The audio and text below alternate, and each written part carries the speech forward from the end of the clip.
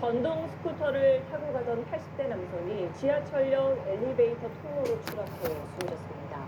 전동 스쿠터 조작 실수로 추정되는데 지하철역의 안전장치도 충분하지 않았습니다. TBC 이종훈 기자입니다. 80대 노인이 탄 전동 스쿠터가 엘리베이터 앞에서 한 차례 멈추는가 싶더니 곧장 앞으로 돌진해 엘리베이터 출입문을 밀고 들어갑니다. 마치 엘리베이터 안으로 빨려들듯 사라졌는데 출입문이 펄럭일 정도로 충격이 컸습니다.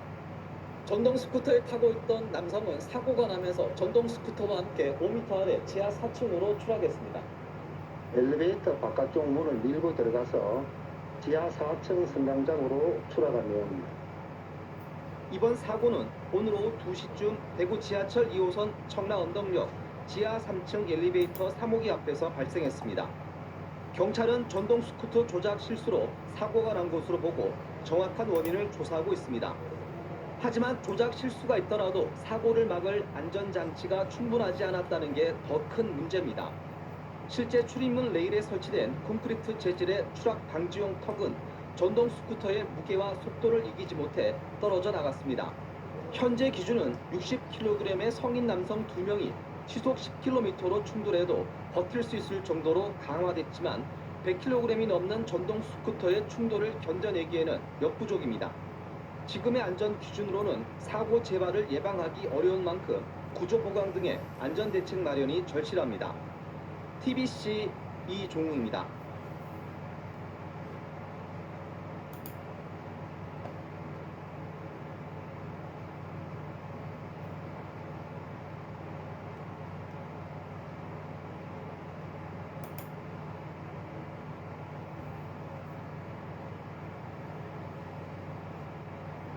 이 사람이 승강기 문에 끼었는데 승강기가 그대로 위로 올라간다.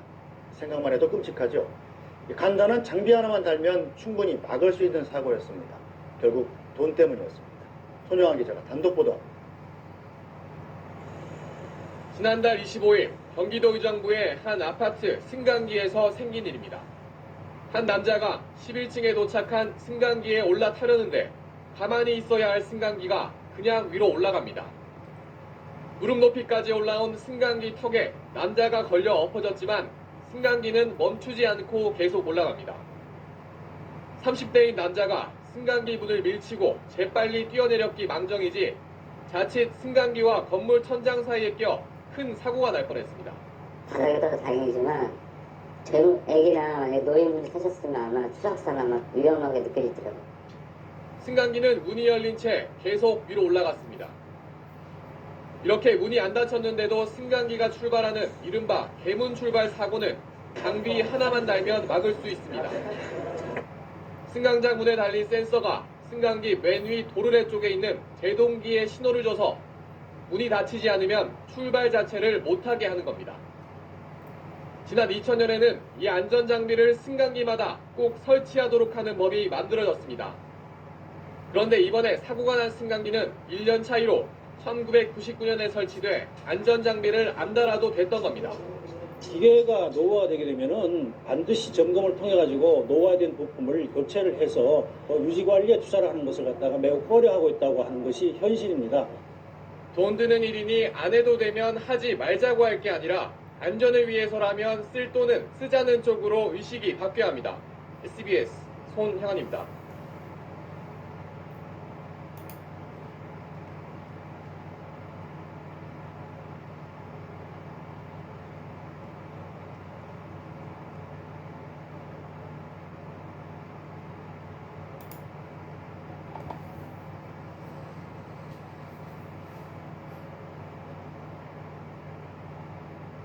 서울 쌍문동의 한 건물에서 엘리베이터 철거 작업 중 약 1.2톤짜리 무게추가 쓰러져 작업자가 크게 다쳤습니다. 또 부산 감전동의 한 빌딩 옥상에서는 통신 설비가 불에 타는 화재가 발생했습니다. 사건 사고 소식을 김지수 기자가 전해드립니다. 머리에 부상을 입은 사람이 들것에 실려 나옵니다. 어제 오후 서울 도봉구 쌍문동의 한 건물에서 엘리베이터 철거 작업 중 약 1.2톤짜리 무게추가 쓰러지는 사고가 발생했습니다. 이 사고로 작업 중이던 56살 서모 씨가 머리를 다치는 등 중상을 입었습니다. 서 씨는 26분 만에 구조돼 인근 병원으로 옮겨졌습니다. 어제 오후 서울 송파구 문정동의 한 상가 건물 뒤편 주차장에서 불이 나 10분 만에 꺼졌습니다. 이불로 다친 사람은 없었지만 주차장에 있던 재활용 쓰레기와 냉동고 실외기 등이 타 소방서 추산 250만 원의 재산 피해가 났습니다. 소방당국은 건물 관계자가 버린 담뱃불로 불이 난 것으로 보고 화재 원인을 조사 중입니다. 어제 오후 부산 사상구 감전동의 한 빌딩 옥상에서 불이 났습니다. 인명피해는 없었지만 옥상에 있던 통신설비 등이 불에 타 소방서 추산 5천만 원 상당의 재산 피해가 났습니다. 소방당국은 냉각탑 철거 작업 중 화재가 발생한 것으로 보고 정확한 화재 원인을 조사하고 있습니다. 연합뉴스TV 김지수입니다.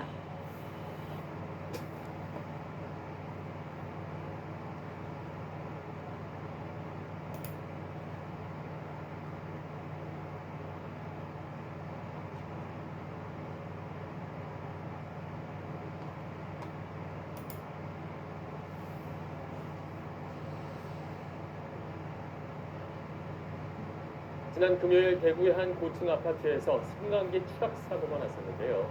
이틀 전 사고가 난 바로 옆 승강기에서 또다시 비슷한 문제가 발생했습니다. 주민들이 불안에 떨고 있습니다. 박재영 기자가 취재했습니다. 남자 2명을 태운 승강기가 13층에서 11층으로 바로 떨어집니다.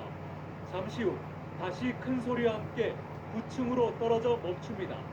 충격으로 천장에서 구석이 떨어지고 바닥 한 구석이 내려앉습니다. 사고가 난 이후 승강기 운행을 중단했고 주민들은 바로 옆 승강기를 이용했습니다. 그런데 이 승강기도 추락 사고가 났습니다.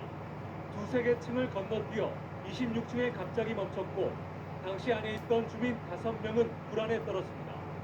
엘리베이터가 이상한 소리가 나면서 갑자기 좀 급변했었어요. 갑자기 전원이 나갔어요. 불이 꺼지고 담배를 웃으면서 몇 초 지나니까 엘리베이터 문이 열리고 다행히 다친 사람은 아무도 없었습니다. 승강기 회사는 멈춘 승강기 대신 다른 승강기를 너무 많이 쓰면서 과부하로 사고가 났다고 보고 있습니다. 응급 복구 이후에 안전 요원까지 배치했지만 불안은 여전합니다.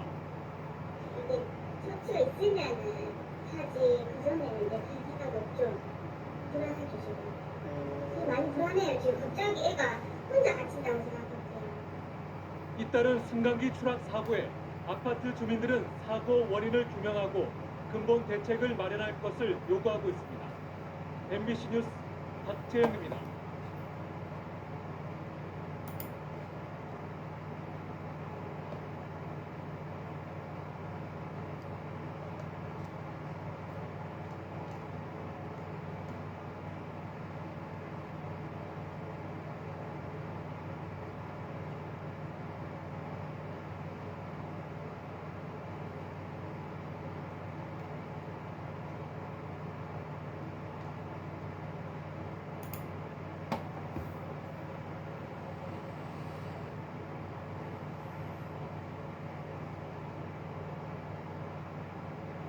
국립해양문화재연구소에서 관람객들의 승강기에 갇혀 119 구조대에 의해 가까스로 구조됐습니다. 역주행하던 차량에 마주오던 승용차를 들이받으면서 오중 충돌 사고가 발생했습니다. 주말 휴일 사건 사고를 이계상 기자가 정리했습니다. 구조대원들이 승강기 천장을 뜯어내고 안에 갇힌 어린이를 가까스로 구해냅니다. 목포시 용해동에 있는 국립해양문화재연구소 유물전시관에 승강기가 멈춰선 것은 오늘 낮 12시쯤 30분 넘게 갇혀있던 9살 조모군 등 어린이 4명을 포함해 관람객 12명이 긴급 출동한 119 대원들에 의해 구조됐습니다. 어둠이 깔린 도로에서 승용차 한 대가 종이장처럼 구겨져 있고 경찰과 구조대원들이 사고 현장을 수습하느라 정신이 없습니다. 어젯밤 8시 30분쯤 나주시 삼포면의 한 도로에서 63살 이모 씨가 몰던 승용차가 마주오던 차량을 들이받는 등 차량 5대가 연이어 충돌해 5명이 다쳤습니다. 경찰은 이 씨가 술에 취해 도로에서 역주행을 하다가 사고가 난 것으로 보고 정확한 경위를 조사하고 있습니다. 어젯밤 10시 20분쯤에는 목포시 상동의 한 아파트 9층에서 17살 박모 양이 추락해 발목 등을 다쳤습니다. 박 양은 주차장 덮개에 떨어지면서 충격이 완화돼 목숨을 건진 것으로 확인됐습니다. 경찰은 박 양이 늦은 귀가 시각 때문에 후중을 들었다는 목격자들의 말을 토대로 정확한 사고 경위를 조사하고 있습니다. 서해어업관리단은 어제 새벽 신안군 홍도 근처 바다에서 모가 불법 조업을 하던 중국 어선 4척을 납포해 조사하고 있습니다. MBC 뉴스 이계상입니다.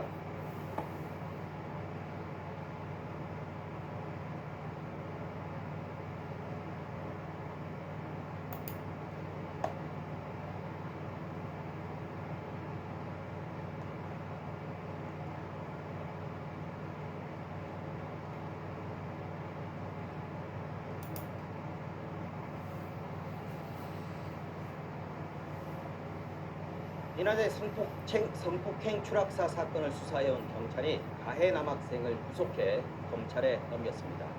CCTV와 목격자가 없다 보니 의문점이 많은 사건이었는데 취재 결과 경찰은 가해 남학생이 촬영한 불법 영상을 분석해 정확한 범행 시각과 각종 단서를 구체적으로 확인한 걸로 나타났습니다.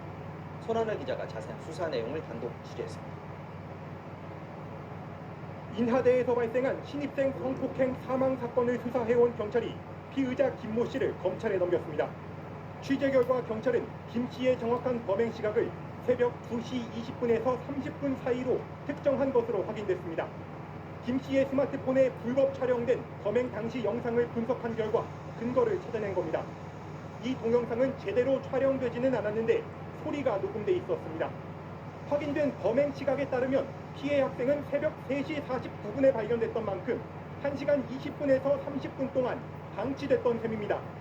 경찰은 또 가해자 김 씨가 만취해 걷기도 힘든 상태였던 피해자를 끌고 승강기를 이용해 3층까지 올라간 사실도 확인했습니다. 사건 현장인 3층 창틀을 넘어 만취 상태였던 피해자가 추락하려면 어떻게든 김 씨의 행동이 원인이 됐을 거라는 게 경찰의 판단입니다.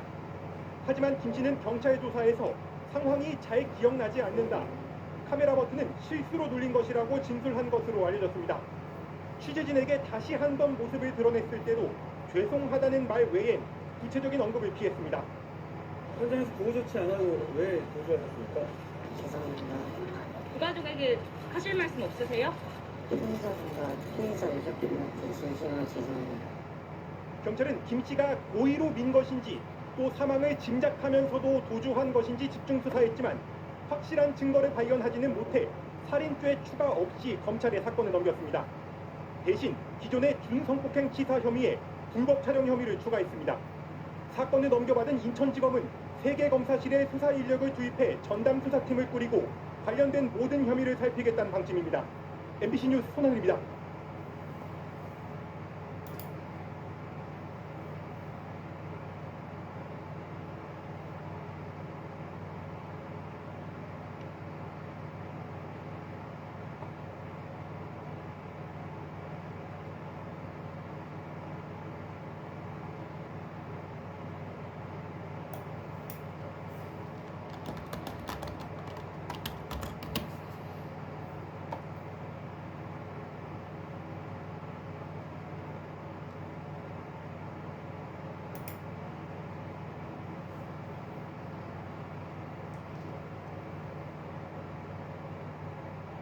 어젯밤 경기도 고양시의 한 아파트 단지에서 정전이 발생해 열대야 속 주민들이 큰 불편을 겪었습니다.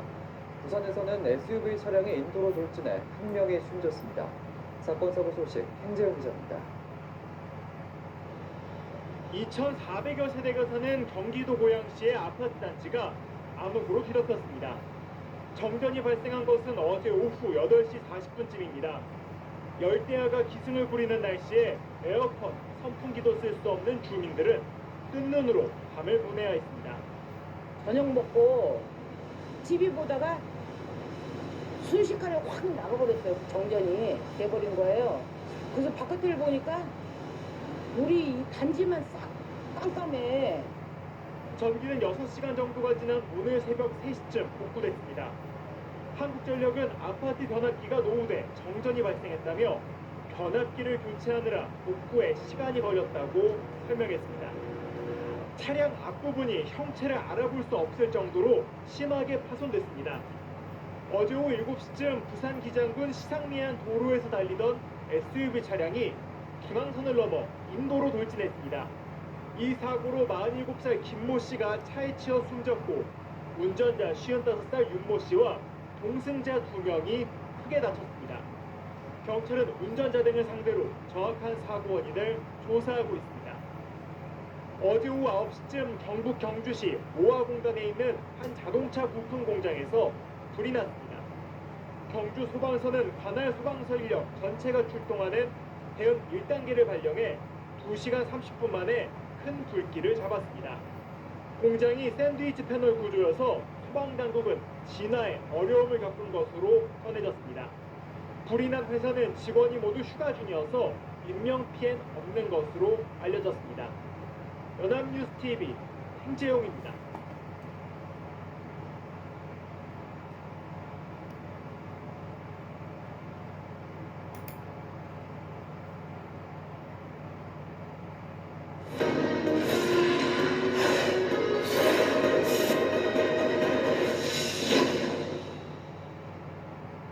제가 가려는 곳은 인천의 보름도라는 섬입니다. 강화도에서 배를 타고 1시간 정도 더 들어가야 나오는 곳인데요. 이 최근에 지역 농협을 다니는 한 여성 직원이 이곳 보름도로 갑자기 인사발령이 났다고 하는데 어떤 사연이 있는지 직접 만나서 들어보도록 하겠습니다. 하루 왕복 배편이 3번에 불과한 보름도. 주민 200여 명이 사는 이곳엔 직원 2명만 근무하는 농협이 유일한 은행입니다. 강화도의 한 지점에서 근무하던 지역 농협 직원 A씨는 지난달 19일 이곳 서강화 농협 보름분점으로 인사발령이 났습니다. 당장 이틀 뒤부터 옮기라는 발령이었습니다. 그러니까 월요일날 출근했을 때 오전에 거기 어느 공장에 우리 직원들 보는 문서에 올라왔더라고요. A씨는 인사발령 사흘 전 조합장과 면담이 발단이었다고 말했습니다. 지점 순회를 나온 조합장이 지점장실로 A씨를 불러들였습니다. 갑작스런 호출에 A씨가 만일을 대비해 녹음한 당시 상황입니다. 뭐야, 왜 X하는 거 쓰기가 더 힘들어? 아니, 인사는 제가 잘 근데 오고 싶어서 제가 인사를 하고. 손님 응대에 문제가 있다는 질책에 몇 차례 그렇지 않다고 하자 조합장은 그 자리에서 인사 담당자에게 전화를 겁니다. 그럼 제가 너 월요일날처럼 보름도로 병네 그냥 때문에 아직도 모르니까 좀 잘 봐라. 네 맘대로. 다시가 조합장 얘기만 해. 동석한 지점장도 조합장에게 사과하라며 이렇게 말합니다. 야, 너는 뒤에 큰 어른이야. 아버지야. 아버지한테 그렇게 배우는 게 말이 되냐 너? 결국 보름도로 가게 된 A씨는 홀로 키우는 9살 초등학생 딸이 다닐 학교를 알아봤습니다. 그런데 보름도에는 초등학교가 없었습니다. 내가 혼자 애를 키우고 있으면서 이런 데로 섬지역으로 발령을 되면 중문도만 갔어도 좀 괜찮았어요. 거기는 학교가 있으니까요. 조합장은 면담 때 태도 문제로 발령을 낸 걸 인정하면서 A씨가 사과하면 인사를 철회할 의향이 있다고 했습니다. 네, 잘겠습니다. 이거 얘기 한마디만 내가 다른 직원을 들어보내든지 뭐 진짜 나도 마음이 아프잖아요. A씨가 평일에는 섬에 들어가 일을 하는 만큼 9살 된 딸아이는 따로 떨어져 지내야 하는데요. 평소 학교 등교는 어떻게 하는지 지켜보도록 하겠습니다. 보름도에는 학교가 없어서 강화도 집에 남은 초등학교 2학년 B양. 삼촌 왔어. 곧 일어나야 돼. 알지? 이웃에 사는 친구 아버지가 아침에 깨워주고 등하굣길을 도와주는 것 외엔 모두 스스로 하고 있습니다. 엄마랑 평일에서 떨어져 사니까 많이 힘들어? 어떤 점이? 갑자기 평일에 엄마 없으니까 어때? 학교 수업이 끝나면 지역 아동센터로 가서 저녁 식사까지는 해결하지만 집으로 돌아오면 다시 긴 밤을 홀로 보내야 합니다. 엎친 데 덮친 격으로 B양을 돌봐주던 친구 아버지도 최근 사정이 생겨 더는 등하굣길 등을 챙겨줄 수 없는 상황. A씨는 결국 떨어져 지낸 지 2주 만에 오늘 다시 B양을 보름도로 데려가기로 했습니다. 내가 엄마랑 있고 싶어 해서 좀 울었어요, 얘가 밤에. 엄마랑 같이 가고 싶다고. 그래서 쫄아가지고 어쩔 수 없어. 다시 데려가면서. 강화에 있는 학교에는 이제 갈 수 없어 일단 1년 최대 57일까지 가능한 가정학습을 신청할 생각입니다. 그 이후에는 이제 어떻게 하시고? 그때는 이제 학교 장학사님하고 대학생 동영상 통해서 그때 다시 운영해가지고. 보름도 인근 주문도에 초등학교가 있지만 매일 아침과 저녁에 배를 타고 다녀야 해 현실적으로는 어려운 상황입니다. 강화도 교육지원청은 이런 사정을 파악하고는 있지만 교육시설이 없는 지역에 거주하는 학생에게 지급되는 지원금 외에 별도의 방안은 없다고 SBS 취재진에 밝혔습니다. SBS 박찬범, 김봄입니다.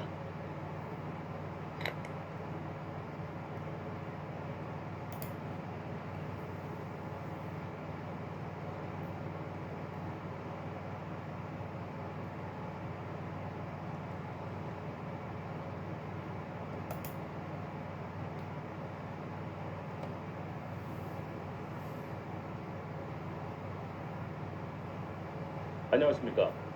전주 도심 건물에서 감전 사고로 건물 관리인 2명이 숨지는 사고가 발생했습니다. 전기가 들어오지 않는다는 민원을 받고 전기 설비를 살펴보다가 변을 당한 것으로 추정됩니다. 한범수 기자가 취재했습니다. 전주 객사 주변의 한 상가 건물. 어제 오후 3시 20분쯤 이 건물 지하 2층에서 73살 A씨와 72살 B씨가 숨진 채 발견됐습니다. 변압기 등 전기 설비를 둘러보다가 감전사고가 일어난 것으로 추정됩니다. 건물 관리인이었던 이들은 사고가 나기 앞서 내부에 전기가 들어오지 않는다는 민원을 받고 전기실로 내려갔습니다. 한참이 지나도 전기가 복구되지 않는 데다 도중에 관리인과 연락이 끊긴 상황. 이를 이상히 여긴 세입자가 직접 전기실을 찾아갔다가 바닥에 쓰러져 있는 관리인들을 발견했습니다. 건물이 정전돼가지고 관리자가 밖에 나서 가셨는데 그분이 연락이 안 돼서 가보니까 쓰러져 계시다고 하더라고요.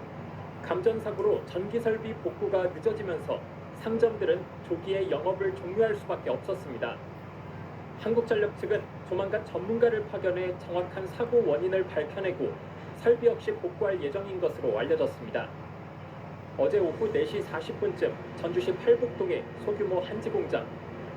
공장 사업주인 56살 C씨가 건물 외벽에 있는 간이 승강기에서 물건을 싣고 나르는 작업을 하다가 4m 아래로 떨어졌습니다. C씨 가족이 바닥에 쓰러져 있는 피해자를 발견해 병원으로 옮겼지만 머리를 크게 다친 C씨는 결국 회복되지 못했습니다. 경찰은 C씨가 작업 도중 실수로 승강기에서 떨어진 것 같다며 승강기 자체에 문제가 있었던 건 아니라고 밝혔습니다. MBC 뉴스 한범수입니다.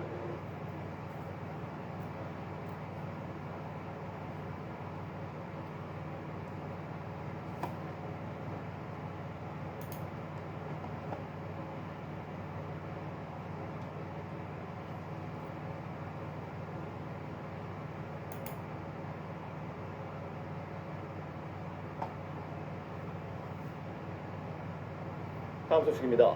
휴일 사건 사고도 잇따랐습니다. 대규모 아파트 단지에서 한밤중에 정전 사고가 발생했고 상수관이 터져 도로가 차단되기도 했습니다. 신광호 기자입니다. 오늘 오전 2시 30분쯤 광주의 한 아파트 단지에서 변압기 고장으로 인한 정전 사고가 발생했습니다. 한밤중 보일러 가동이 멈추면서 1230가구에 달하는 아파트 주민들이 4시간 동안 추위에 떨어야 했습니다. 광주시 하남산단의 도로가 물바다로 변했습니다. 낡은 수도관이 파열되면서 발생한 사고로 도로에 균열이 발생하면서 차량 통행이 중단되고 있습니다. 오늘 오후 1시쯤 순천시 덕월동 철길 보수공사장에서 56살 이모 씨가 기관차에 치여 병원으로 옮겼지만 숨졌습니다. 오늘 오전 3시쯤 목포시 대양동 앞해대교 인근 도로에서 승용차가 가드레일을 들이받으면서 한 명이 다쳤습니다. 광주 동부경찰서는 초등학교 동창생과 고교생 등을 흉기로 위협한 혐의로 소방공무원인 48살 A씨를 불구속 입건했습니다. 광주지법은 선거운동기간이 아닌 상황에서 지지를 부탁한 혐의로 기소된 전남지역 조합장 선거 낙선자 A씨에게 선거의 공정성을 해칠 정도는 아니라는 이유로 1심보다 감형된 벌금 70만 원을 선고했습니다. 어제 발생한 무등산 지산유원지 리프트 탑승객 추락 사고는 정비 불량이 원인인 것으로 추정되고 있습니다. 경찰은 관리 책임자를 업무상 과실치상 등의 혐의로 입건할 방침입니다. MBC 뉴스 신광하입니다.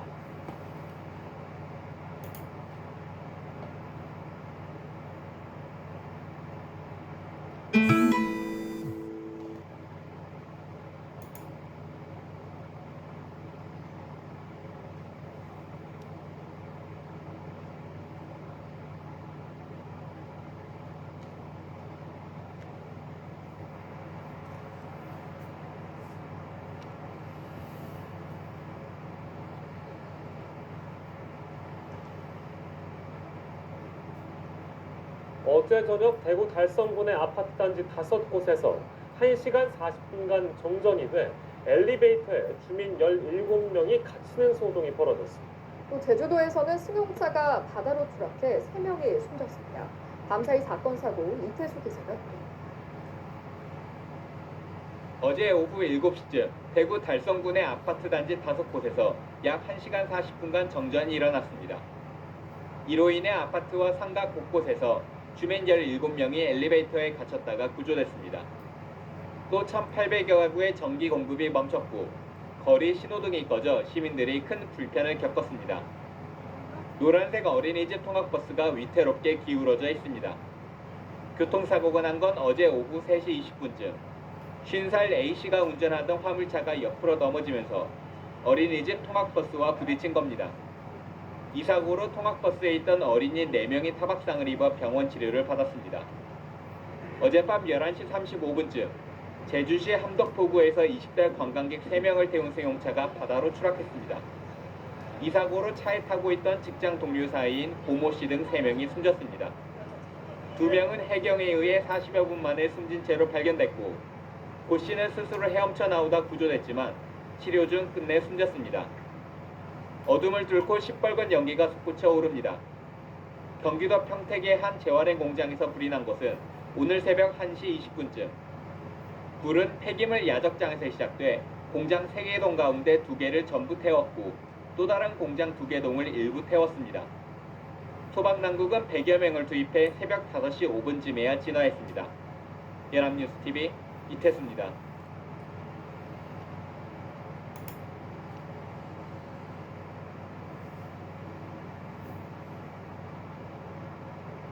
엘리베이터가 주변 큰 정신적 충격을 받을 수 있습니다.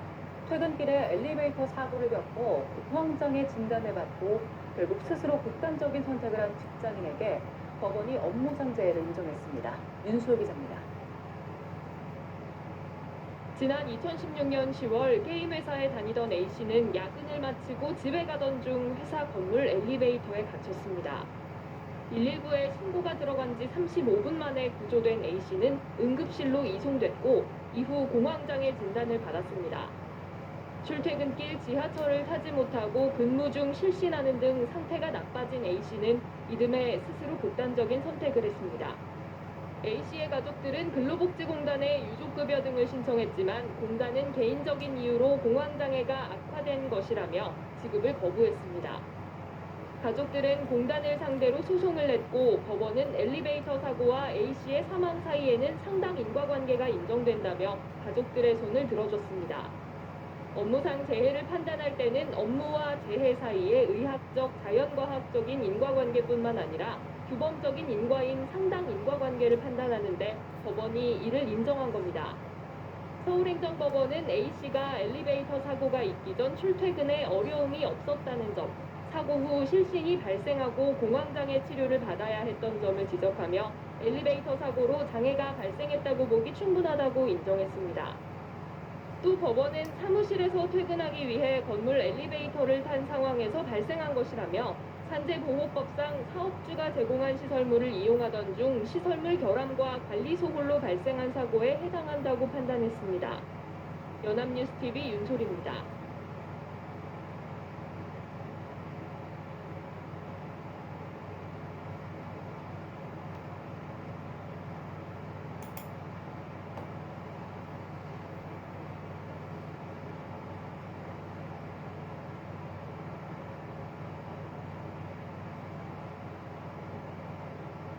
한 직장인이 회사 엘리베이터에 갇히는 사고를 겪고 난 뒤에 공황장애를 앓다가 극단적 선택을 했습니다. 이를 법원은 업무상 재해라고 봤는데요. 회사가 제공한 승강기의 결함이나 관리 소홀 책임을 인정한 겁니다. 노태현 기자입니다. 한 게임 회사의 직원 A씨는 지난 2016년 퇴근 중 회사 승강기에 갇히는 사고를 당했습니다.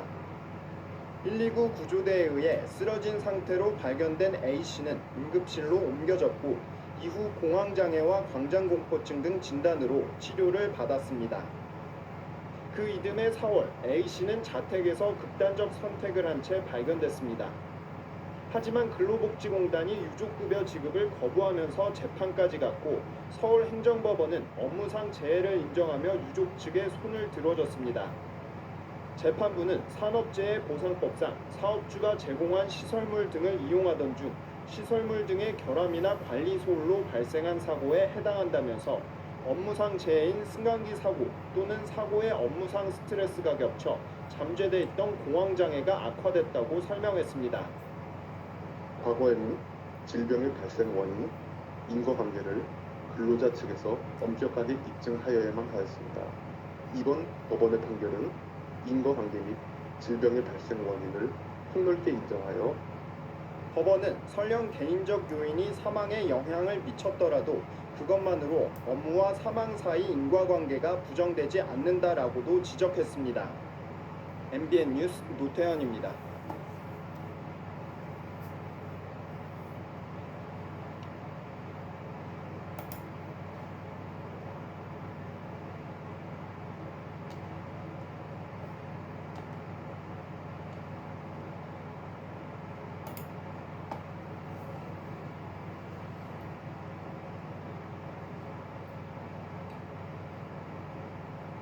어젯밤 서울 신당동의 한 아파트 단지에서 대규모 정전 사고가 일어났습니다. 네, 전력실에 들어온 길고양이 때문이었는데 혹한의 날씨 속에서 주민들이 큰 불편을 겪었습니다.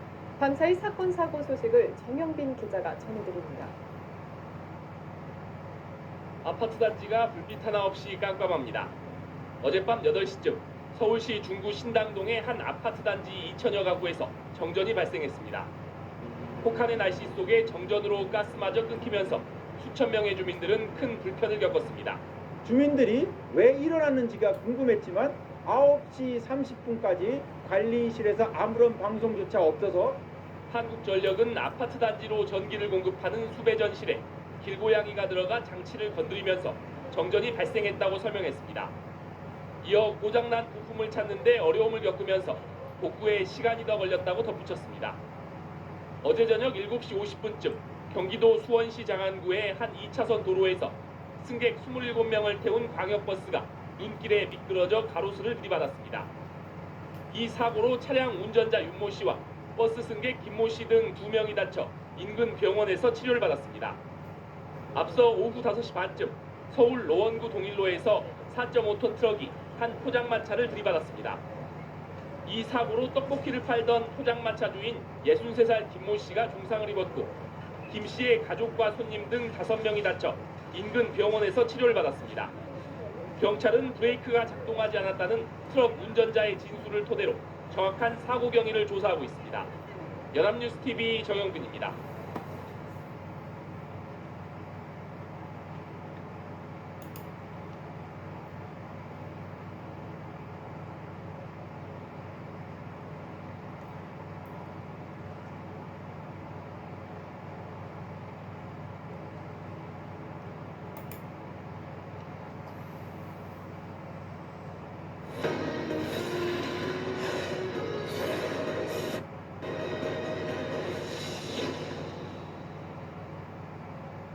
지난번 진주 촉법소년 사건이 세상에 알려진 이후 여러 곳에서 피해 사례를 알려왔습니다.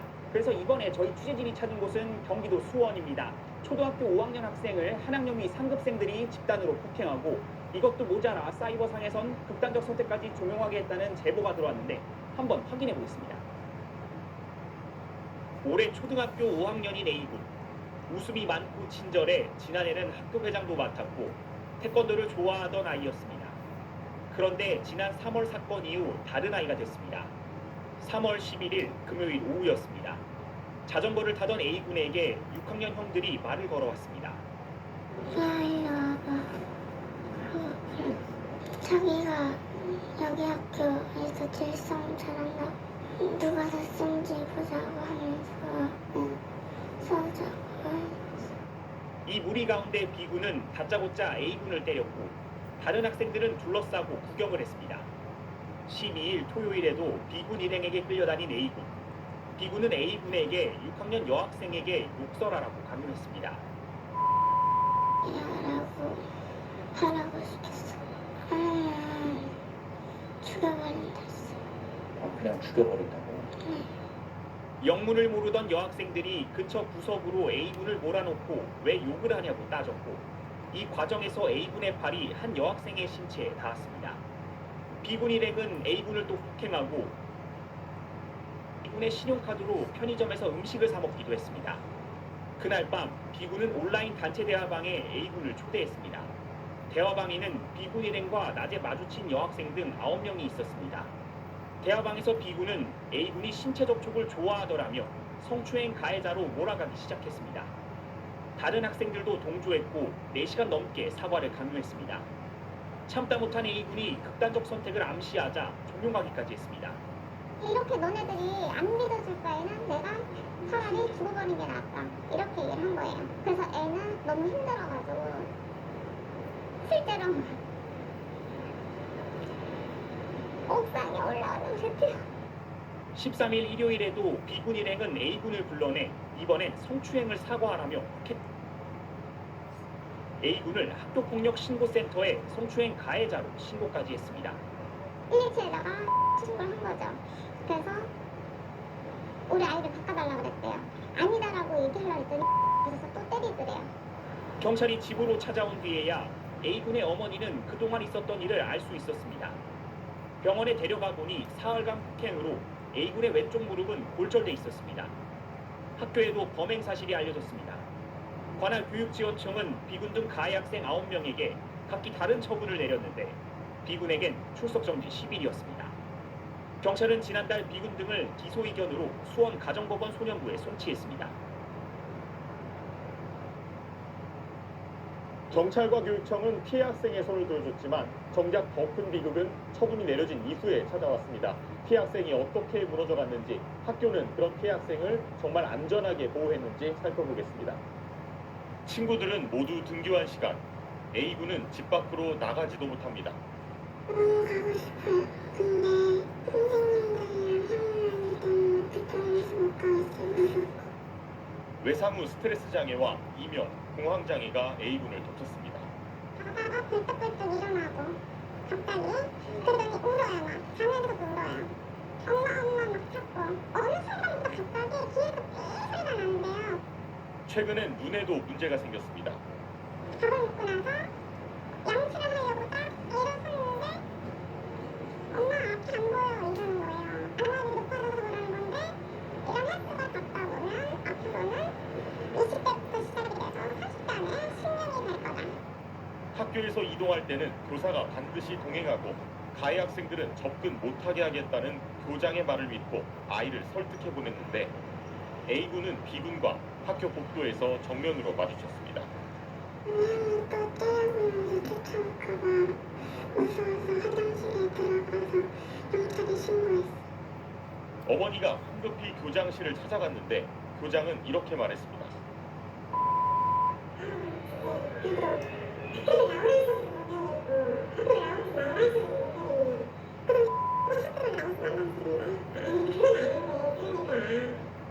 진정성이 담겨있지 않은 가해자의 사과 편지를 읽어보라는 말을 통화할 때마다 반복했습니다.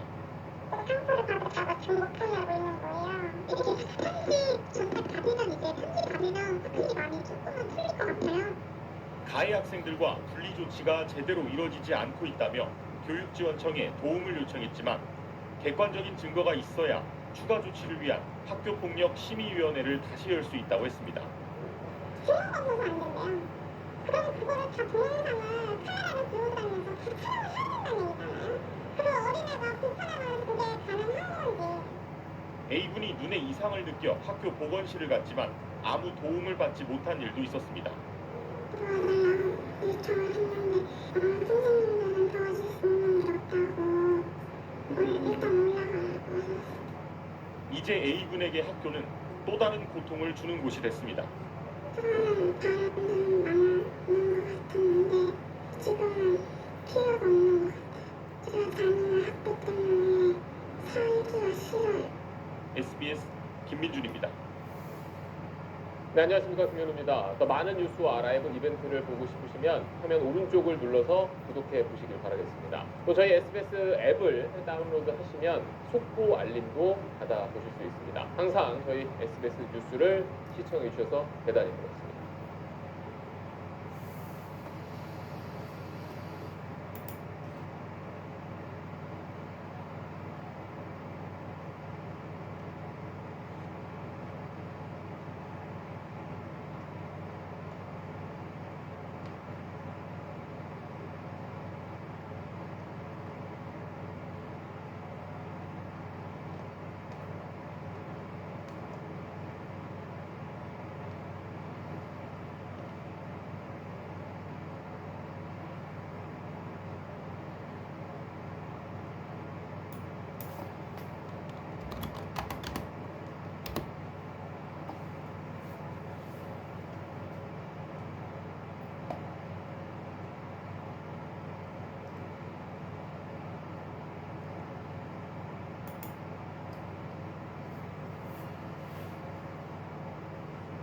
시청자 여러분 안녕하십니까? 11호 태풍 흰남노 KBS 뉴스 특보 시작합니다.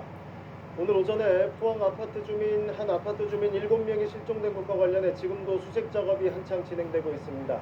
인근 또 다른 아파트들에서도 2명이 각각 실종됐었는데 한 명은 숨진 채 발견됐습니다. 현장에 나가 있는 취재기자 연결합니다. 문예슬 기자. 자, 지금 실종자 구조 상황 어떻게 진행되고 있습니까? 네, 저는 지금 7명이 실종됐다는 신고가 접수된 포항 남부의 한 아파트 단지에 나와 있습니다. 이곳에서는 아직까지 실종자가 구조됐다는 소식은 들리지 않고 있습니다.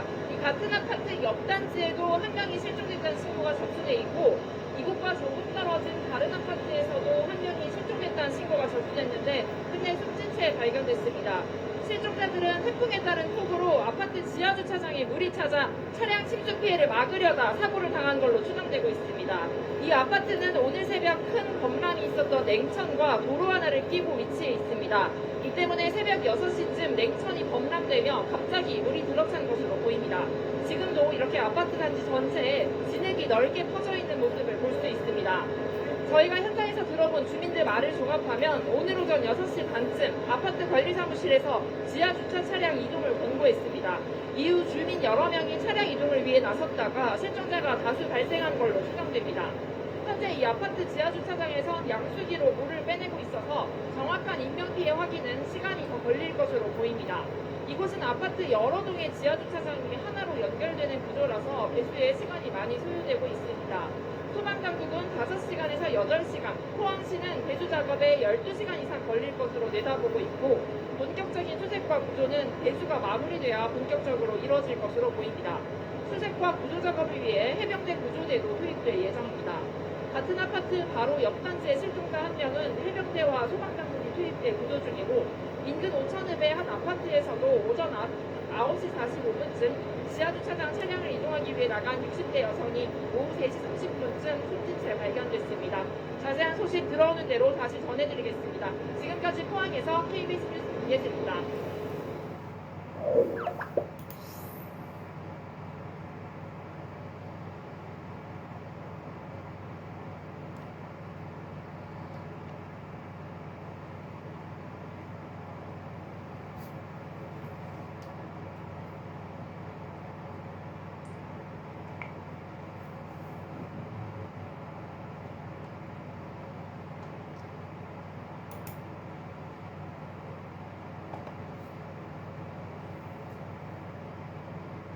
네, 이번 태풍 차놈이 몰고 온 비와 강풍으로 인해서 크고 작은 사고가 잇따랐습니다.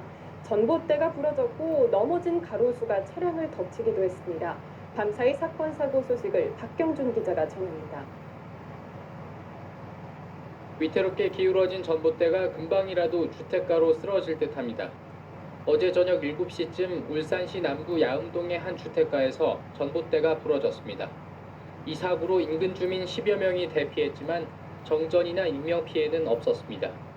한전 관계자는 하부에 균열이 있던 전봇대가 강풍에 파손돼 기울어진 것 같다고 설명했습니다. 이에 앞서 오후 3시 반쯤에는 서울 서대문구 연희동 아파트 단지 내 가로수가 도로로 쓰러졌습니다. 이 사고로 아파트 주차구역에 주차돼 있던 승용차 한 대가 파손됐지만 인명피해는 없었습니다. 소방서 측은 가로수가 강풍에 쓰러진 것으로 보인다고 밝혔습니다. 화재 사고도 발생했습니다. 어제 오후 5시 50분쯤 서울 동작구 노량진동의 한 식당에서 불이 났습니다.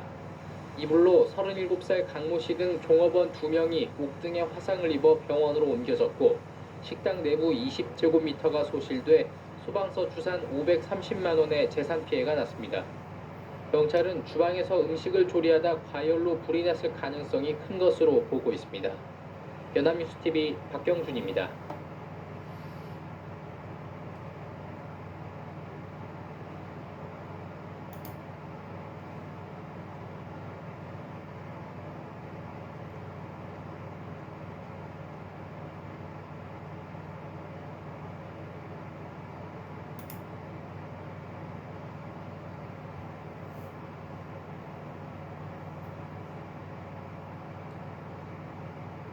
우려했던 것만큼은 아니지만 태풍은 곳곳에서 피해를 냈죠. 부산에서는 강풍에 교회 첨탑이 부러지고 아파트의 창문이 깨지는가 하면 수도권에서는 빗길 교통사고도 많았습니다.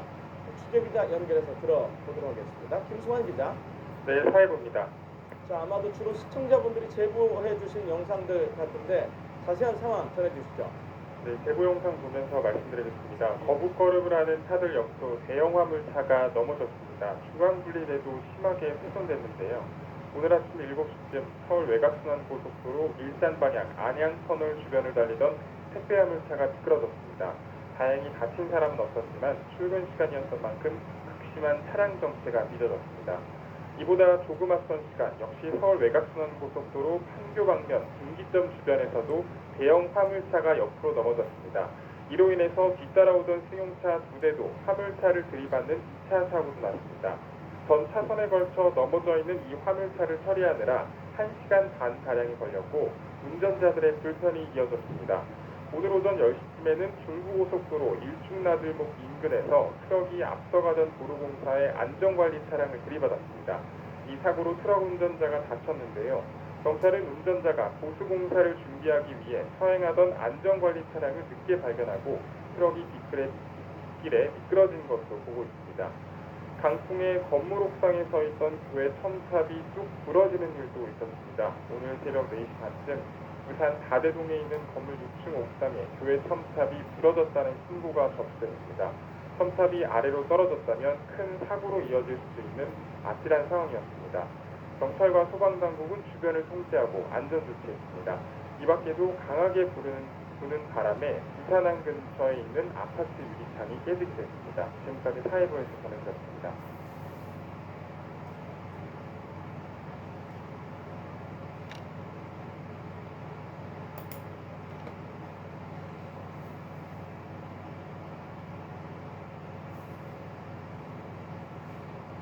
네, 제19호 태풍 쏠림 당초 예상보다 기세가 많이 약해진 상태로 내륙을 빠져나갔습니다. 네, 김진두 과학자나 팀장과 함께 이번 태풍의 특징 그리고 앞으로의 기상 상황도 정리해 보도록 하겠습니다. 안녕하십니까? 안녕하세요.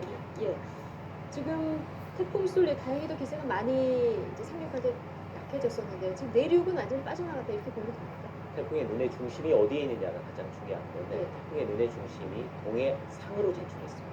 그러니까 강릉 쪽 남쪽을 지나서 태풍의 눈의 중심이 동해상으로 진출했기 때문에 아직까지 태풍의 후미에 좀 남아 있습니다. 그래서 아직까지 흐린 날씨에 비가 내리는 지역도 좀 있긴 합니다만은 태풍의 직접 영향권에서는 앞으로 한두 시간 정도 뒤면은 물론 빠져나갈 것으로 보여집니다. 특히 중서부 지방 같은 경우 영동지방 가장 뒤에 태풍의 직접 영향권이 속출합니다. 내륙을 빠져나가도 울릉도, 독도 이런 곳 남아있죠. 그게 문제입니다. 그러니까 우리가 보통 동해상으로 빠져나간다라고 했을 때 울릉도, 독도는 그때부터 본격적으로 태풍의 영향을 받습니다. 따라서 태풍이 동해상으로 진출하더라도 우리나라 전체가 태풍의 영향권에서 벗어나는 것은 내일 정도쯤이 받을 것으로 예상됩니다. 내륙은 오늘 오후 늦게부터 태풍의 직접 영향권에서 완전히 벗어나고요. 다만 동해안 지역은 내일 오전까지 간접 영향권이 남아있고 울릉도, 독도는 내일 오전까지 태풍의 직접 영향권이 든다. 지금 태풍으로 인한 직접 피해를 안심을 할 수 있는 시간은 내일 정도까지. 우선 내륙 같은 경우에는 지형적 효과가 있는 강원도 지역만 송세혁 기자도 이야기했습니다만 비의 양이 확 줄었거든요. 120mm 정도 상간 지역이 120mm면 그렇게 많은 비냐. 따라서 비로 인한 피해는 이제 없을 것이다. 문제는 이제 돌풍으로 인한 피해. 영동 지방 같은 경우는 돌풍으로 인한 피해, 또 노을성 파도에 의한 피해가 내일 오전까지 좀 주의를 해야 됩니다. 또 지반이 약해지거나 이후에 발생할 수 있는 2차 피해 가지고 비가 좀 많이 내렸습니다. 지금 한반도 상륙하면서 예상보다는 태풍의 세력도 많이 약해졌고요. 그리고 굉장히 느리게 지나간다고 했는데 상륙 속도가 굉장히 예상보다 빨라졌습니다. 딱 한마디로 걱정했지만 다행이었다는 표현을 할 수가 있을 것 같습니다. 굉장히 강한 위력을 지닌 채 제주도까지 올라왔고 제주도를 강타했을 때 굉장히 강한 위력이었습니다. 폭풍이 초속 62m. 제주도 관측사상 가장 강했고 저희가 어제 화면도 봤습니다. 네네 기상 관측 사상으로 봤어도 역대 2위였거든요. 비도 1,100mm 넘게 내렸습니다. 그런 태풍이 속도가 느려지더니 이동 위쪽으로 올라오지 못하고 남쪽으로 들어온 거죠. 그러니까 목포에 어제 밤 11시 상황이거든요. 그러면서 속도가 굉장히 빨라졌습니다. 이전까지 시속 12km 정도였었는데 상륙한 이후에는 시속 27km, 그리고 시속 30km 넘게 이동을 했거든요. 그런 상태에서 세력도 급격히 약화되고 또 상당히 먼 거리를 이동했습니다.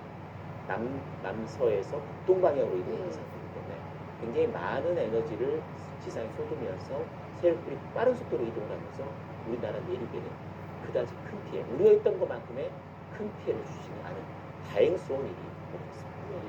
이번에 그 태풍 경로를 사실 꽤 오래전부터 추적을 해왔습니다. 그렇습니다. 그럼에도 불구하고 많이 수정이 됐습니다. 처음에 그 예고됐던 것보다 왜 그렇게 많이 수정이 됐을까요? 이번 태풍은 제가 보기에는 진로를 예측하기 어려운 태풍 5손가락 안에 들 것 같습니다. 그렇습니다. 원인이 있었습니다. 보통 북태평양 고기압의 가장대를 따라서 그 태풍 이동을 하기 때문에 우리나라 주변 기압계가 그렇게 복잡하지 않았다면 되게 단순하게 어딜 가겠다라고 예측을 하면 그게 그대로 맞아 떨어졌을 텐데 이번 태풍은 쌍태풍이었습니다. 15 태풍 솔릭과 20호 태풍이 같이 발생을 하면서 하나는 일본으로 하나는 한국으로 가면서 거리가 멀어져서 후지와라 현권 두 개가 서로 영향을 미치는 후지와라 현권은 없을 것으로 예상했는데 생각 밖으로 있었습니다. 직접적인 영향은 없었지만 20호 태풍이 올라오면서 북태평양 고기압을 약간 밀어 올렸거든요.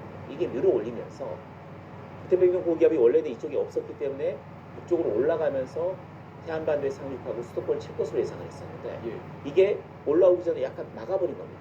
그러니까 제주도 부근에서 올라올 공사가 계속 올라가려고 하는 힘을 잃어버린 상태에서 굉장히 느린 속도로 이동하는 느림보 태풍이 된 상태에서 상승력을 잃어버리고 바로 방향을 틀어버리는 전향력만 작용을 해서 동쪽으로 방향을 틀어버리는 그런 모습을 또 오랜 시간을 제주도 부근에 머물면서 제주도 섬 지역에 많은 에너지를 쏟아부었습니다. 바람 그리고 비까지 그런 상황에서 세력이 급격히 약화되면서 제주도에서 힘을 다 뺐다 이렇게 보면 될까요? 제주도에서 힘 빼고 내륙은 빨리 지나 그래서 우려했던 것만큼의 큰 피해는 없었고 걱정했지만 다행히 큰 피해는 없습니다.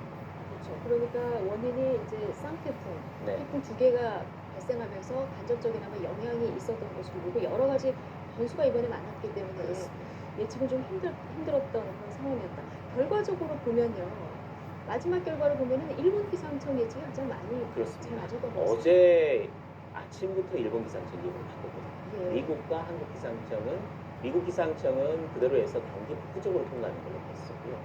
한국 기상청은 경기 남부 쪽으로 방향을 틀었다가 3시간 만에 한 번씩 계속해서 낮췄습니다. 근데 제가 보기에는 아마 남부지방 쪽으로 그리고 싶었었던 그런 시그널이 굉장히 강했던 상황으로 보여집니다. 일본 기상청은 뭔가 시그널이 있으면 확 바꿉니다. 바로 바꿉니다. 네, 바로 바꿉니다. 그러니까 이렇게 원래 우리나라를 오려고 했다가 뭔가 시그널이 다른 게 있으면 바로 북한으로 올려버립니다. 그리고 뭔가 다른 상황이 되네? 그러면 다시 남부지방으로 올립니다. 왔다 갔다 하는데 한국 기상청은 좀 신중합니다. 뭔가 시그널이 있긴 하지만 거기에서 바로 확 바꾸질 않고 중간 과정을 거쳐서 또 다른 최대한 변수가 생길 수 있겠죠. 그렇죠. 최대한 준비를 하는 형태까지 국민들이 위험하다라는 워닝을 준 상태에서 좀 다행이고 피해가 덜 난다면 다행이지만 전혀 생각지도 않았던 지역에서 피해가 난다면 굉장히 그 충격이 크거든요. 그렇기 때문에 상당히 보수적으로 움직이는 그런 경향을 보고 있습니다. 미국은 워낙 자신 있습니다. 전 세계 나라 중에서 가장 태풍 예보가 강하거든요. 그러니까 자신감 있게 예보를 하는데 최근 들어서 최근 들어서 그만큼 기상의 이변 온난화 때문에 변수가 굉장히 많아진 것 같고 기존에 만들어졌던 그런 예보 툴이 지금에 와서는 그렇게 잘 맞지 않아요. 그러니까 뭔가 그 예보에 변화가 생겨야 되는 그런 상황으로 지금 시달리는 것 같습니다.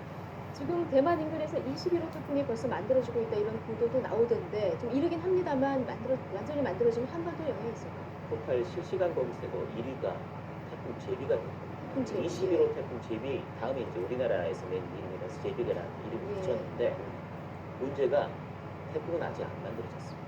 그렇습니다. 예. 태풍은 열대 저하부가 중심 부근 최대 풍속이 17m를 넘어서면 그때부터 태풍이 되고 그 태풍의 이름이 붙여집니다. 지금 대만 부근에 하나 그 열대 저하부가 강한 게 있는데 그 열대 저하부가 아직까지 태풍으로 발달하진 않았습니다. 이게 태풍이 되면 21호 태풍이 되면서 제비라는 이름을 얻게 되는데 이 태풍이 지금 대만 쪽을 향해서 서진을 하고 열대 저하부가 대만 쪽을 향해서 서진을 하고 있거든요. 두 가지입니다. 하나는 태풍이 될까? 태풍이 된다면 우리나라로 올라올까? 이 문제인데 아직까지 태풍이 안 됐고요. 태풍이 된다 그래도 현재 약간 일본 오키나와 남쪽이나 괌 쪽에서 발생을 했다면 우리나라로 올라올 가능성이 있습니다. 그런데 지금 이 열대저하고는 대만에 가까이 붙어 있거든요. 갑자기 방향을 틀지 않고 그대로 서쪽으로 이동하는 특성 때문에 대만 쪽이나 중국 쪽으로 들어갈 가능성이 현재 조금 없습니다. 따라서 아직 이 식으로 태풍 제비는 안 만들어졌다. 그래서 예측할 수는 없다. 만들어졌다고 해도 그게 이 식으로 태풍이 된다면 우리나라보다는 중국 쪽으로 향할 가능성이 조금 더 높다. 이렇게 볼 수 있습니다. 벌써 20기로 물론 만들어지진 않았지만 20기로 이야기가 나오고 있습니다. 9월 중에 또 다른 태풍이 만들어지고 올라가고 있습니다. 그게 문제입니다. 지금 우리나라 주변에 태풍이 한번 훑고 지나가면 날씨가 좀 선선해져요. 지금 8월 하순 쪽으로 접어들고 이제 9월을 앞두고 있기 때문에 선선해진다는 이야기는 북서쪽에서 찬 공기가 좀 내려온다는 이야기거든요. 그렇게 되면 이제는 태풍 안 온다. 태풍은 온다고 해도 올라온다고 해도 이제 일본으로 간다고 하거든요. 그런데 이번 태풍이 쏠리기 지나간 뒤에도 오늘 낮 기온은 29도, 내일은 30도, 31도, 그 다음 주에는 33도까지 옵니다. 꺾이는 게 아니라 또 그렇습니다. 뭔가 찾아오는군요. 33도부터 폭염이라고 하는데 늦더위가 그대로 남아있는 겁니다. 9월 상순 정도까지. 늦더위가 남아있다는 이야기는 북태평양 고기압이 아직까지 세력을 유지하고 있다는 얘기고 그게 일본 쪽이 아닌 우리나라 근처까지 올라와 있다는 얘기입니다. 그렇게 되면 그런 상황이 되면 우리는 그렇게 이야기합니다. 태풍의 길이 열립니다. 그러니까 괌이나 오키나와 남쪽에서 뭔가 태풍이 열대 저하구가 태풍으로 발달한다면 그 길을 타고 올라와서 한반도로 올라올 확률이 그만큼 높아지는 겁니다. 따라서 9월 상순 정도까지 지금 대만 근처가 아니라 괌 쪽이나 오키나와 남동 쪽에서 뭔가 태풍이 만들어진다면 우리나라에 또 한 차례 태풍이 올라올 가능성이 높고 또 그동안 폭염 때문에 해수면 온도가 높거든요. 솔릭처럼 눈이 뚜렷한 굉장히 강력한 슈퍼 태풍이 올라올 가능성이 예측할 수 없는 상황이기 때문에 주의 깊게 굉장히 주의 깊게 가야 될 것 같은 상황이고요. 태풍 후반부에 남해안 적조가 굉장히 심했었는데 적조주의보가 정말 방제가 됐습니다. 저희가 걱정했지만 다행이었는데 예. 어민들한테는 정말 다행이었습니다. 큰 피해를 주진 않았고 이 태풍이 오면서 굉장히 높은 물결을 불러일으키거든요. 그렇게 되면 그 호충과 심층의 바닷물이 섞입니다. 섞이게 되면 적조는 자연스럽게 없어집니다. 또 내륙 쪽의 녹조 현상도 많이 완화될 가능성이 있고요. 또 그동안 극심했던 가뭄 현상도 그렇게 비가 많이 내리진 않았습니다만 일부 지역 같은 경우는 어느 정도는 해갈이 된 그런 상태이기 때문에 걱정했지만 다행히 태풍이 내륙과 어민들한테는 참 고마운 태풍이었습니다. 네, 알겠습니다. 김진두 과학재난팀장과 함께 태풍이 앞으로에 또 어떤 영향을 끼칠 수 있을지 앞으로 발생 이유까지도 좀 짚어봤습니다. 고맙습니다.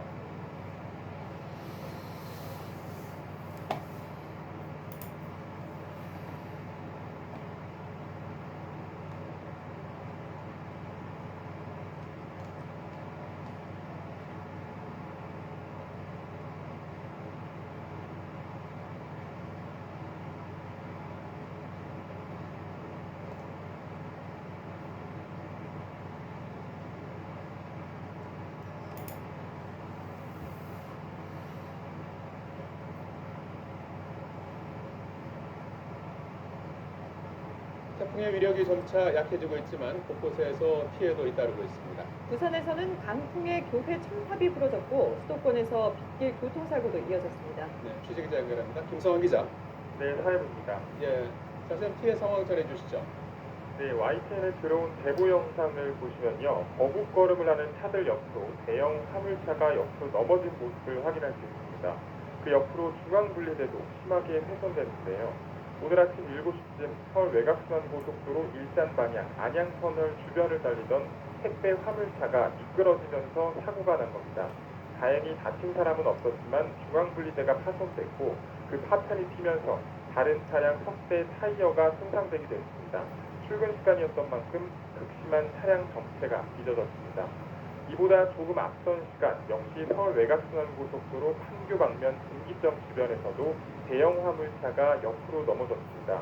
이로 인해서 뒤따라오던 승용차 2대도 갑자기 속도를 줄이지 못하고 화물차를 들이받는 2차 사고가 났습니다.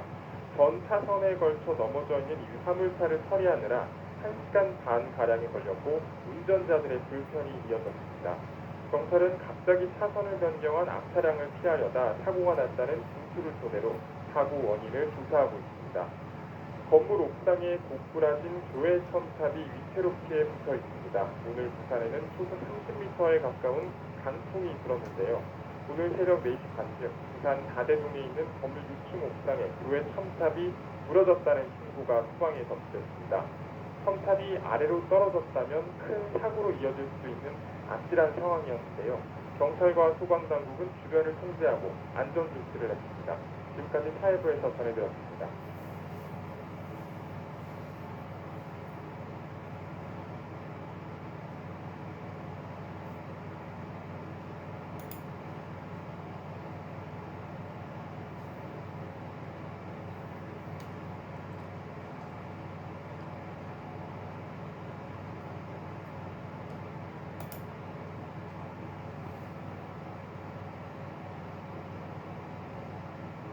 오늘 오전 영동고속도로 횡성휴게소에서 승합차 한 대가 건물 쪽으로 돌진해 한 명이 숨지고 8명이 다쳤습니다. 경찰은 운전 미숙과 급발진 같은 여러 가능성을 두고 사고 경위를 조사하고 있습니다. 지원방송 윤수진 기자입니다. 승합차 한 대가 휴게소 진입로 100여 미터 구간을 무시무시한 속도로 내달리더니 멀쩡히 걸어가던 사람을 그대로 들이받습니다. 이 사고로 휴게소에 들렸던 60대 2명이 치여 이 중 1명이 숨지고 1명이 다쳤습니다. 그분이 차 밑에 깔려 있으니까 여러분이 이제 으쌰으쌰하면서 차를 들고 에어백이 터지고 막 이러고 문이 안 열리잖아요. 그거 이제 에어백 다 찢으면서 이제 사람 막 구하고. 철제 울타리는 종잇장처럼 구겨졌고 승합차 앞부분은 형체를 알아볼 수 없습니다. 현장은 아수라장이 됐습니다. 여기 저 건물서부터 들어왔거든요. 그런데 여기 이 철조망이 있었어요, 여기요. 아, 여기요? 네. 네, 그걸 치고 이제 들어간 거예요, 이게. 갑자기 돌진하면서 어떤 남자분이 떨어지는 그거까지는 봤어요. 희망 있는 그거까지 다 쓸고 오면서 대문이 나가서 이렇게 여기까지. 승합차 운전자는 경기도에 사는 60대 A씨로 A씨와 동승자 6명 등 7명도 중경상을 입고 병원으로 옮겨졌습니다. 이렇게 현장 구조물들이 몽땅 파손됐을 정도로 충격이 셌는데 하마터면 휴게소 건물 안으로 돌진해 더 큰 인명피해가 날 뻔했습니다. 현장 목격자들에 따르면 해당 승합차는 속도를 줄이지 못한 채 휴게소 입구 쪽 차단봉부터 치고 들어온 걸로 보입니다. 경찰은 음주나 졸음운전은 아니었다며 운전 미숙과 급발진 등 모든 가능성을 열어놓고 정확한 사고 경위를 조사하고 있습니다. G1 뉴스 윤수진입니다. 네, 안녕하십니까, 김현우입니다. 더 많은 뉴스와 라이브 이벤트를 보고 싶으시면 화면 오른쪽을 눌러서 구독해 보시길 바라겠습니다. 또 저희 SBS 앱을 다운로드 하시면 속보 알림도 받아보실 수 있습니다. 항상 저희 SBS 뉴스를 시청해 주셔서 대단히 고맙습니다.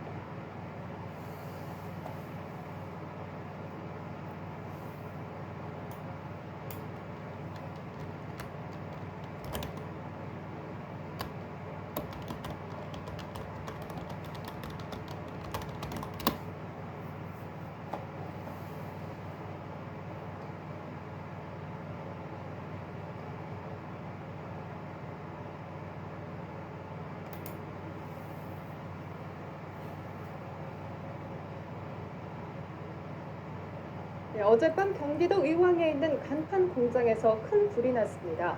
또 서울 도봉역에서는 투신 사고가 발생해 퇴근길 지하철 운행이 한때 중단됐습니다.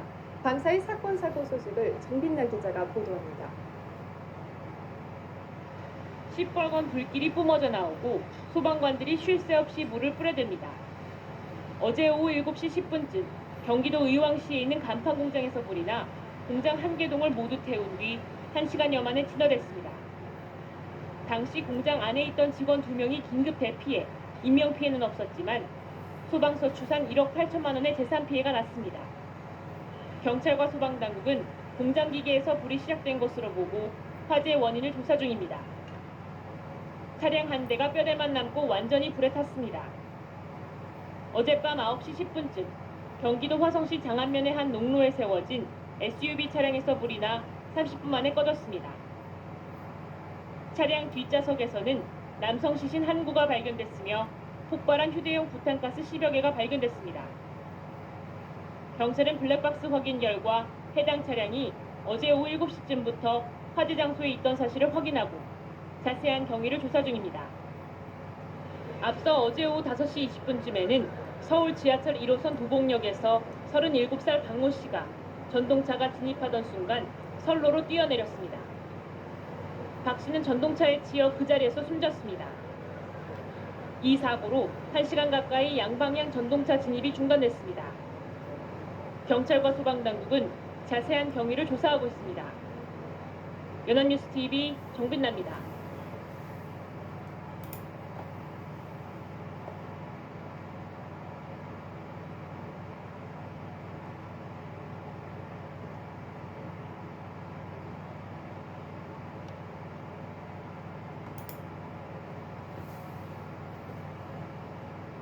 어젯밤 11시 40분쯤 부산 부곡동 버스 정류장에 비상등을 켠 버스가 멈춥니다.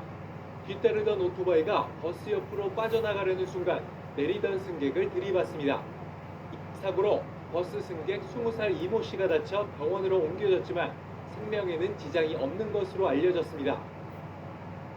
어젯밤 11시쯤 서울 지하철 1호선 도봉산역에서 동두천 방면 전동차가 들어오는 순간 48살 박모 씨가 뛰어들었습니다. 결국 박 씨는 숨졌고 열차 운행은 40분 동안 중단됐습니다. 경찰은 박 씨가 스스로 목숨을 끊으려고 한 것으로 보고 조사하고 있습니다. 이보다 앞선 어제 오후 6시 45분쯤 전북 전주시 효자동의 한 정류장에 멈춘 버스에서 불이 났습니다. 이 불로 소방서 추산 300만 원의 재산 피해가 나고 승객들이 대피하는 소동을 벌였지만 인명 피해는 없었습니다. 경찰과 소방당국은 버스 뒤쪽에서 연기가 치솟았다는 목격자의 진술 등을 바탕으로 엔진과 열로 불이 난 것인지 조사하고 있습니다. YTN 조용성입니다.